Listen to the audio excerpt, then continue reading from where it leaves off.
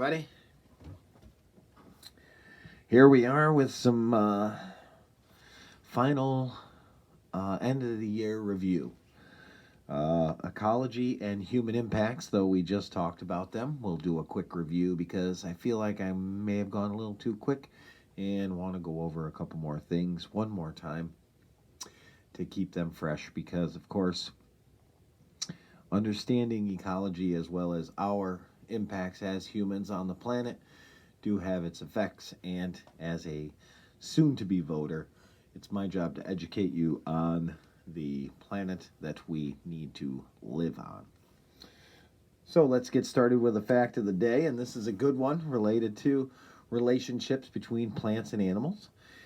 And it's, excuse me, it's about lupines. They're a flower. You may have them at your house. Lupines can signal to a bee that the pollen rewards are gone or almost gone. After pollination occurs, the petals change color as a way of saying, "No more here, try the next flower." This redirects the bee to a flower that needs pollination. So that's pretty good. It saves the bee some time where it's like, where do I need to go? Oh, that store's closed, closed, closed, closed, closed, closed. Oh, there's one. Boom. And that's probably beneficial for both, right? Saves the time, gets you to the nectar, and ensures that all those lupines get pollinated. So, great example of mutualism, one of our symbiotic relationships that we discussed in ecology. So, of course, ecology is the study of our house, our habitat, where we live. Our habitat, where we live, our home is made up of two main components. Those are biotic and abiotic components. Biotic are the living factors, like the trees and other animals, plants that live around us, fungus, parasites, you name it, bacteria. And the abiotic factors are the non-living components, whether it's the water or the amount of oxygen in the air or the amount of rainfall or you name it, non-living things. Of course, everybody always says rocks when I say, what's a non-living thing in the environment? Rock. Yes, this is true. But remember, things like weather and other examples are non-living. So, here's where we are picking up, right? We just finished with the human body as one individual, as a member of a species. A single species is called a population. The population of the humans, right, is sitting at whatever billion now, 8 billion, 9 billion, whatever, right? And so that's one population of one species. Sometimes we're just referring to the roughly 60,000 people who live in this, central New York area around us. That's a population of humans. We could talk about just a few humans who live in a small ecosystem, right? And then if we include all the other living things, like deer and the trees and the grass and the bugs and the whatever, then we're talking about all living things. That is the living community. When you combine all living things and the non-living things, then you have an ecosystem, right? When we get bigger, ecosystems that are similar combine to make biomes, and all the different biomes of the world are what make up the biosphere, the 90 something plus % of the earth that can be inhabited. And so that's how we build from the smallest to the largest. So, of course, what do living things need universally? They need resources. They may be similar, they may be different, right? I use the fern as the example of resources may be different, where I need oxygen, you need CO2. Luckily, we can exchange that. You need sunlight for energy, I need a hamburger for energy. So our resource needs may be different, but nonetheless, they are things that are required for survival. The amount of resources available will determine the carrying capacity. The carrying capacity is roughly the amount of individuals of one species that an ecosystem can hold based on the amount of resources. So when a species shows up usually to an area, it experiences exponential growth. But then, of course, things happen. Competition, disease, things like that, and the species will drop. But a species that's successful will usually remain somewhere near its carrying capacity. So, of course, when resources are short, you have competition. Competition can occur, right, on the intra-species level between the same species or interspecies level between different species competing for the same food. And so, luckily, species have tried to specialize so that they can occupy a different niche and maybe consume a resource that no other species is trying to consume, thus having less competition, and that is their role. Another thing to think about that we never got too much time to discuss, this was more of a chalkboard warm-up question kind of discussion thing, and that is the relationship between predator and prey. When you think about it, and I say which one's the predator, which one's the prey, everybody thinks, oh, the predator's on top, right? Because it's the top of the food chain. Right, but you got to remember, we're talking about number of individuals, right? To keep one of those predators alive, you need many prey species. So, of course, there should be more prey than predators, right? Or else you're going to run out of food and you're going to lose a lot of predators, right? So anytime the predator numbers are high, that next season the prey species is low. And if the prey species is low, that next season the predator species will be low because there's just less food to go around, right? And so it's this never-ending cycle between predator and prey.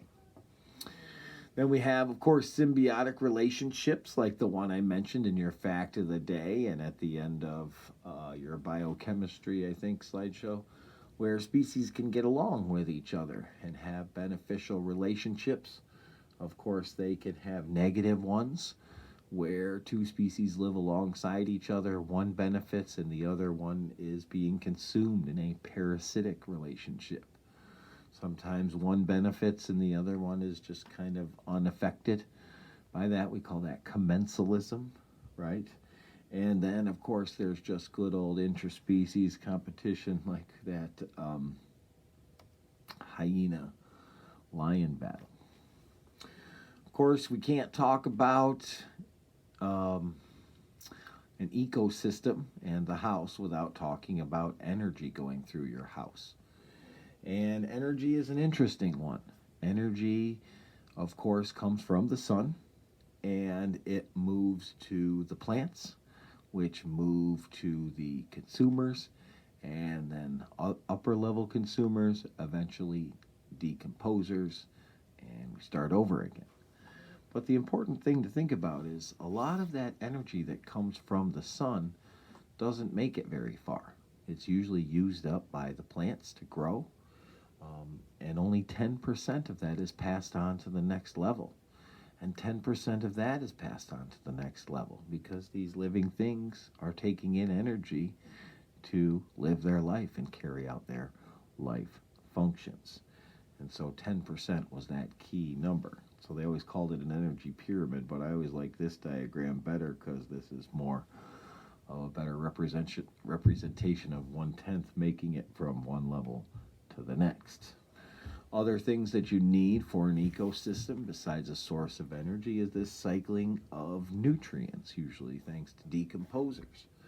We looked at the water cycle, the carbon cycle, the nitrogen cycle, the phosphorus cycle, and how there is just this movement of nutrients through the system through living and non-living processes, whether it's weather or just the flowing, changing of seasons, things like that.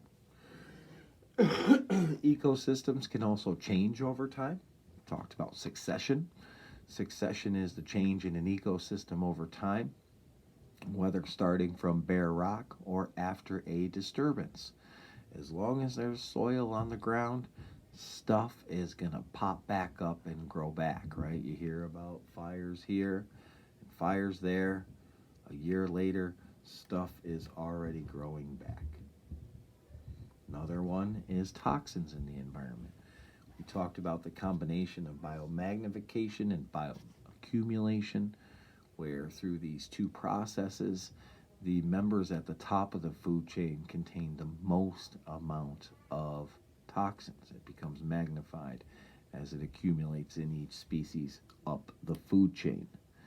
And so it's unfortunate that we can't eat many fish out of our lakes in New York State because of mostly mercury that ended up in our groundwater and in our plants, and then worked its way up all the way up to the fish and the blue herons and humans. And so that segues into human impacts. It really boils down to just a few things. Number one, all living things need space. You need space. I need space. All living things need space to just exist. And we call that habitat. And so since we are now the dominant species that is ever growing in our population, we are taking up more space. And we use a lot of resources. And so while we take up more space and while we use more resources, where we got those resources was also habitat for other species.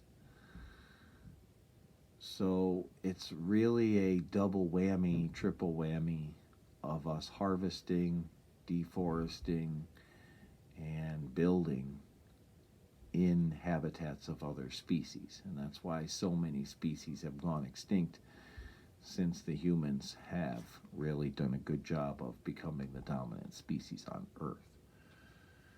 The other problem I talked about was sustainability. Thanks, Mom, for the shout out on that one. Sustainability comes in a few forms, right? Where are we using a resource at a rate that the environment can replenish it? Some yes, some no. Sustainability for waste. Are we putting things into the environment at a rate that the environment can re-assimilate it back in to the environment? The answer is probably no.